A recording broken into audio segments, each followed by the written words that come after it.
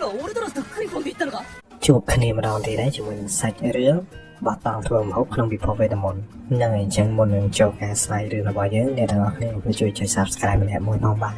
Please sir, I want some more.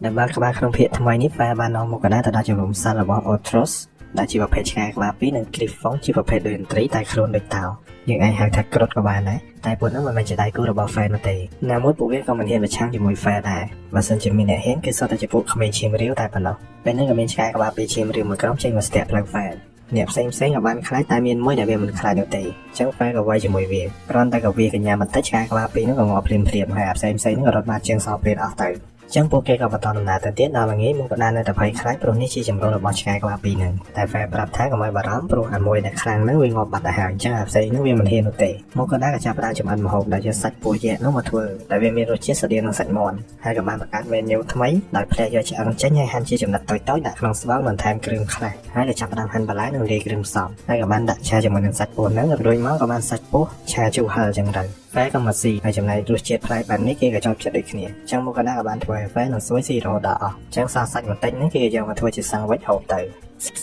ៅស្អែកគេក៏ទៅមកទៀតហើយក៏ប្រទះនឹងផ្សិតព្យាបាលដែលកម្រមានមែនតែនមកកណ្ដាលក៏បានទៅរើផ្សិតនោះទុកហើយស៊ុយក៏បានស៊ីផ្សិតនោះផងដែរក្រោយមកខ្លួនរបស់ស៊ុយហ្នឹងក៏បានភ្លឺឡើងដែលស៊ុយពេលនេះគឺអាចផលិតថ្នាំព្យាបាលបានអញ្ចឹងមកកណ្ដាលក៏បានឲ្យស៊ុយហ្នឹងសាកប្រើធម្មពលហ្នឹងស៊ុយក៏បានផលិតថ្នាំព្យាបាលហ្នឹងហើយមកកណ្ដាលក៏បានយកដបមកច្រកទុកហើយស៊ុយពេលនេះគឺគេអាចផលិតថ្នាំព្យាបាលដែលអាចព្យាបាលរបួសប៉ះពាល់ដល់ជីវិតរបួសធម្មតានិងរបួសស្រាលផងដែរក្រោយមកពួកគេក៏បន្តដំណើររហូតដល់ជំរំរបស់សត្វគ្រុឌព្រលឹងក៏មានគ្រុឌមួយហ្នឹងបានអោនក្បាលសុំប្រយុទ្ធជាមួយ Fan ដែលគេចង់ខ្លាចទៅជាស្ដេចគ្រុឌថ្មីចឹងគេចង់មកកាត់ស្នាដៃមួយឲ្យពុយរបស់គេបានឃើញ Fan ក៏យល់ព្រមតាមសំណើរបស់គ្រុឌនោះដោយវ័យនៅខាងក្រោមមួយស្មាហ្នឹងគ្រុឌវ័យមិនឈ្នះនោះទេចឹងវាក៏បានហត់ទៅលើនឹងបាញ់ស្លាបវាចុះមកក្រោម Fan ក៏បានរកកិច្ចពេលដែលដីហុយចុកហ្នឹងគ្រុឌហ្នឹងក៏បានមកវាប្រហារ Fan តែវាចង់វាយឡើង Fan ក៏ប្រើវេទមន្តខ្យល់គួចគ្រុឌហ្នឹងឡើងចិត្តងាប់ចឹងមកកណ្ដាលក៏ប្រើទឹកព្យាបាលនោះចាក់ទឹកគ្រុឌហ្នឹងហើយរបួសវាក៏ជាសះស្បើយគ្រុឌហ្នឹងបានអស់សង្ឃឹមព្រោះវាមិនអាចប៉ះ Fan បានសំបីមើលសៃសក់តែមកកណ្ដាលក៏ប្រាប់ថាវាបានធ្វើឲ្យ Fan មានរបួសបន្តិចដែរអញ្ចឹងវាក៏បានស្រែកប្រកាសប្រាប់កូនចៅរបស់វាហើយក៏អរគុណ Fan បានឲ្យស្លាបមួយទៅមុខក៏ដែរ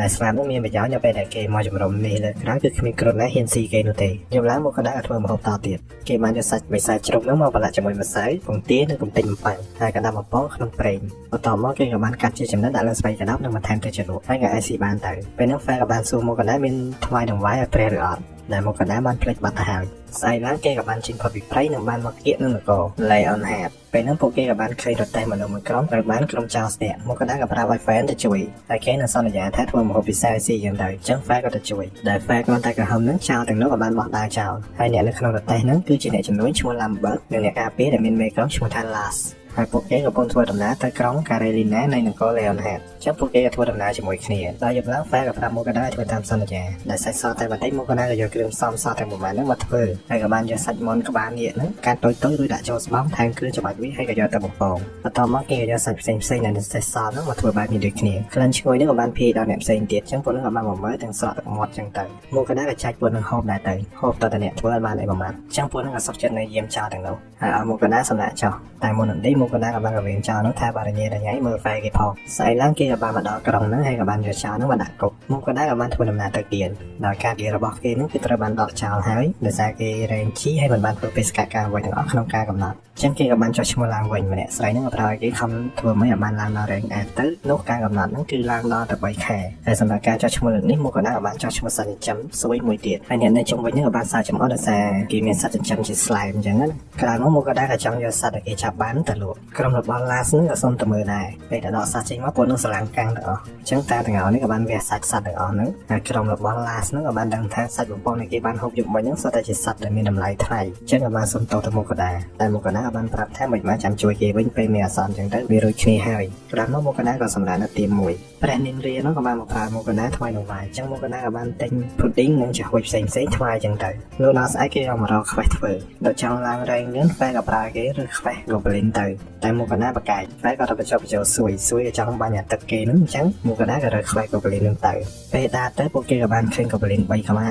លស៊ុយក៏បាញ់វាងាប់អស់ទៅ តែខ្វះតម្រូវកាត់តិចកូប្លីននឹងដើម្បីធ្វើជាផុសតាងអញ្ចឹងមកកដាកាត់តិចពួកវាក្រោយមកក៏មានកូប្លីនមួយផងហ្នឹងរត់ដេញពួកគេអញ្ចឹងស្រួយនឹងក៏បានបាញ់កូប្លីនទាំងនោះហើយក៏បានរកឃើញសបុករបស់កូប្លីននឹងបានសម្លាប់វាចោលទាំងអស់ហើយទូនាទីរបស់មកកដាគឺកាត់ស្លឹកតិចកូប្លីនទាំងនោះក្រោយកាត់ហើយសាកសពកូប្លីនហ្នឹងគឺមិនអាចទុកចោលបានទេព្រោះវាអាចតាក់ទាញសត្វដែលឃ្លាននិងថាមពលវាហ្នឹងអាចបង្កើតទៅជាដានចិនបានចឹង Fair ក៏ឲ្យស៊ុយរំលាយសាកសពពួកវាស៊ុយក៏បានបរិយាមាសរបស់ខ្លួនដែលវាបានវិវត្តខ្លាយទៅជា slime យក្សហើយក៏មានលទ្ធភាពអាចពង្រីកនិងបង្រួមខ្លួនបានពេលនោះស៊ុយក៏បានបំបែកខ្លួនជាច្រើននិងរំលាយសាកសព Goblin ទាំងនោះហើយទស្សនវិជ្ជានោះ Fair ដែលរស់នៅជិតប្រព័ន្ធឆ្នាំហើយគឺមិនដែលឃើញនោះទេក្រោយមកក៏បានទិញនំប៉័ងផ្សេងៗឲ្យ Fair និងស៊ុយស៊ីចឹងទៅហើយក៏បញ្ចប់ត្រង់ពួកគេហូបនំប៉័ងនឹងទៅជួបគ្នាម្ដងទៀតនៅក្នុងវីដេអូថ្មីដែលជាការស្រាយរឿងបោះតង់ធ្វើម្ហូបនៅក្នុងពិភពវេទមន្តហ្នឹងហើយចឹងយើងនឹងមកបន្តសាច់រឿងយើងបន្តទៀតសម្រាប់អ្នកដែលមិនទាន់បានជួយ Subscribe កុំភ្លេចជួយចុចម្នាក់មួយផងបាទ Please, sir, I want some more.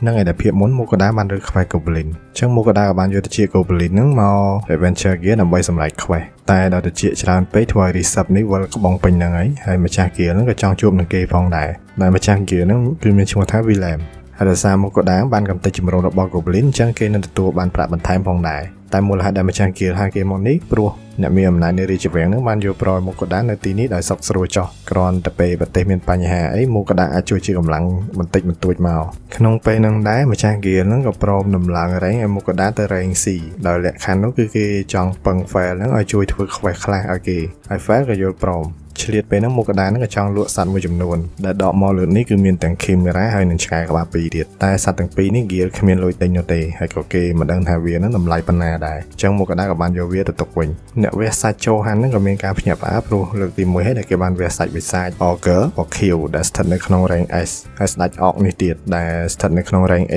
តែធៀបពិតដោយសារវាជាស្ដេចអុកឬក៏ស្ដេចវិសាចជ្រូកហ្នឹងអញ្ចឹងវាអាចនឹង rank S ដូច Blue Ogre ដែរម្ចាស់ Gear ក៏ប្រើមកកដាមកនៅថ្ងៃស្អែកហើយការ rank C របស់គេនឹងបាននៅថ្ងៃស្អែកដូចគ្នាយប់ឡើងមកកដាក៏បានរកនឹកថាគួរធ្វើអីហូបចឹងគេក៏បានយកសាច់ចាបថ្មនោះមកស្ងោរនិងហាន់បន្លែរួចស្រង់សាច់ស្ងោរនោះទុកឲ្យត្រជាក់និងហែកវាហើយស៊ុយក៏បានជួយហែកចឹងទៅបន្ទាប់មកក៏ចាក់ទឹកជ្រលក់ពីលើហើយក៏រួចរាល់គេក៏បានធ្វើមួយមុខទៀតសាច់ដដែលហ្នឹងដោយលាយជាមួយទឹកជ្រលក់និងស្រានិងយកមកឆាជាមួយបន្លែហើយពួកគេក៏ចាប់ផ្ដើមហូបចឹងទៅហូបរួច Fail ក៏មកដេកមកក៏ដាក់ឃើញ Fail ដេកមិនសូវស្កប់ចឹងគេក៏បានដកពុកមកទ្របកន្លែងដេកហ្នឹង Fail ក៏ដេកលក់ទៅស្អែកឡើងការរែងស៊ីហ្នឹងក៏រួចរាល់ដែលសុពលភាពវាបានដល់ទៅ6ខែហើយប្រាក់ដែលបានពីសត្វទាំងនោះហ្នឹងក៏បានរួចរាល់ផងដែរដែលសរុបហ្នឹងគឺ461កាក់មាសចំណែកសាច់ក៏បានវះរួចរាល់ដែរអញ្ចឹងមកកណាយកទៅបានហើយបូករួមទាំងវិសាច Ogre ទៀតសរុបទៅគឺ1415កាក់មាសហើយបបូកនឹង Goblin ទៀតទាំងអស់1946កាក់មាសអញ្ចឹងម្ចាស់គេក៏បានយកខ្វែដែលគេចង់ឲ្យ Fair ធ្វើហ្នឹងគឺកម្ចាត់ជីងចក់លោហៈនិងវងគោស្នែងក្រហមហើយក៏បានប្រាប់ទីតាំងរបស់សត្វទាំងនោះតែមកក៏បាននឹង Fair ពេលឮដល់សាច់គោគេក៏បាននឹកឃើញដល់សាច់គោពិសេសនោ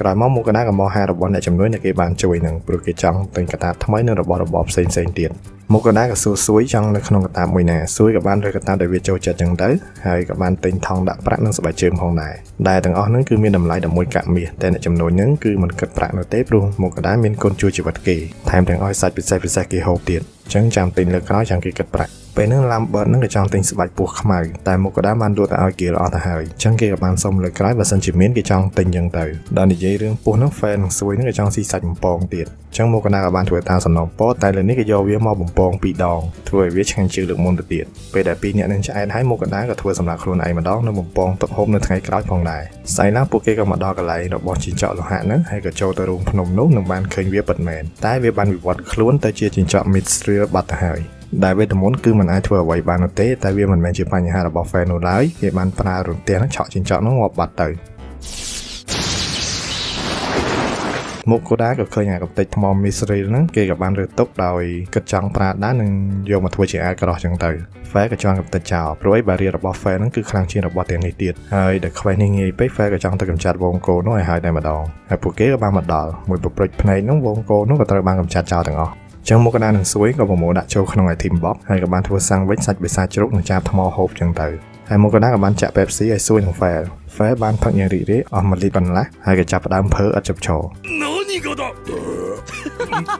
ត្រឡប់មកវិញពេលដែលម្ចាស់គេនឹងអ្នកវះសាច់ឃើញជាចក់មីស្រីហ្នឹងគេក៏បានហួសចិត្តម្ដងទៀតតែវាកម្រមានខ្លាំងមែនតែ100ឆ្នាំឯងទើបរកឃើញមួយទេហើយបើមានចិញ្ចក់ប្រភេទនេះមានន័យថាគឺមានរ៉ែមីស្រីហ្នឹងនៅទីនោះដែលវាទៅតែកកើតថ្មីហើយរឿងទាំងនេះអ្នកមានអំណាចនៅប្រចាំភូមិហ្នឹងត្រូវតែរាយការណ៍ទៅដល់ស្ដេចផងដែរអញ្ចឹងម្ចាស់គេក៏សន្យាថានឹងជួយមុខកណាតថ្លៃជាមួយអ្នកមានអំណាចនៅក្នុងភូមិហ្នឹងដើម្បីបានប្រាក់ខ្លះមកមុខកណាតែដោយសារលុយនោះបុកមកមុខកណាច្រើនពេកគេពិតជាភ័យខ្លាចនឹងចោលប្លន់មែនតើក្រោយមកមុខកណាក៏បញ្ចេញវងគោនោះមកទៀតពីអ្នកហ្នឹងក៏ភ្នែកសស្លែតបដ ாய் ក្រោយមកមុខកណាក៏ចាប់ផ្ដើមយកសាច់គោហ្នឹងមកធ្វើម្ហូបដោយកាត់ជាបន្ទះបែប steak ដាក់ម្រេចនិងអំបិលរួចក៏យកមកចៀនលើខ្ទះហើយក៏បានជាសាច់ steak ទៅក្រោយមក Fair ក៏ចង់បន្ថែមទឹកជ្រលក់ខ្ទឹមដែលគេចូលចិត្តក្រោយហូបរួចមុខកណាក៏បានរៀបដង្វាយឲ្យព្រះនាងរាហើយនាងក៏បានកំងដូចជានំ cake pudding ចឹងទៅពេលដែលថ្វាយហ្នឹងព្រះផ្សេងនេះក៏បានមកដល់ដែលពួកគេឃើញនាងរាហ្នឹងបានរបស់ថ្វាយរហូតចឹងពួកគេក៏ចង់បានដែរចឹង3នាក់គេហ្នឹងក៏ចង់ប្រទានពរឲ្យមុខកណាដើម្បីបានដង្វាយចឹងព្រះមួយក៏បានប្រាប់ថាការប្រទានពរហ្នឹងវាអាស្រ័យលើអ្នកទទួលដែរ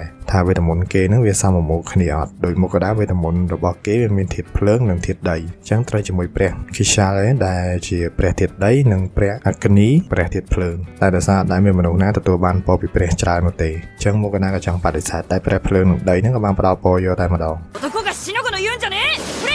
តែពរនេះគឺជាពរធម្មតានោះទេじゃあ私もつけちゃおうっとពេលនោះនៅព្រះមួយទៀតដែលមិនទាន់បានផ្ដល់ឈ្មោះរុសាលកាដែលនាងនឹងជាព្រះនៃធាតុទឹកអញ្ចឹងធាតុរបស់ព្រះនេះគឺមិនត្រូវជាមួយមុខកណានោះទេហើយនាងក៏បានចាប់ផ្ដើមយំព្រះផ្សេងទៀតនឹងក៏ប្រើមុខកណារកដំណោះស្រាយអញ្ចឹងមុខកណាក៏ផ្ដល់យោបល់ឲ្យព្រះធាតុទឹកនឹងផ្ដល់ពរឲ្យសួយវិញតែព្រះទឹកនឹងមិនមែនឲ្យពរធម្មតានោះទេគឺឲ្យពរពេញលេញតែម្ដងព្រោះអីនាង100ឆ្នាំមិនឲ្យពរម្ដងខុសពីអ្នកផ្សេង10ឆ្នាំគឺឲ្យម្ដងហើយតែធ្វើឲ្យព្រះបង្កើតលោកនឹងខឹងជាខ្លាំងចឹងមុខកណាក៏បានថ្វាយដង្វាយឲ្យព្រះទាំង4នឹងស្អែកឡើងមុខកណានឹងសួយក៏បានមកតេស្តវេទមន្តគេដែលការប្រើរបស់មុខកណានឹងគឺបានល្អជាងមុនច្រើនហើយសួយនឹងក៏ខ្លាំងជាងមុនដែរឃើញចឹង Fair ក៏ចង់វាយមួយស្មើជាមួយសួយតែមុខកណាមិនឲ្យវាយនោះទេព្រោះអីសួយទៅកើតហើយ Fair នឹងកើតយូរហើយកម្រិតវានៅខុសគ្នាឆ្ងាយពេលហ្នឹងមុខកណាក៏បានប្រើវេទមន្តដីគេនឹងធ្វើជាផ្ទះមួយតែ Fair នឹងមិនបានសរសើរនោះទេហើយសាច់រឿងក៏ចប់ត្រឹមប៉ុណ្ណឹង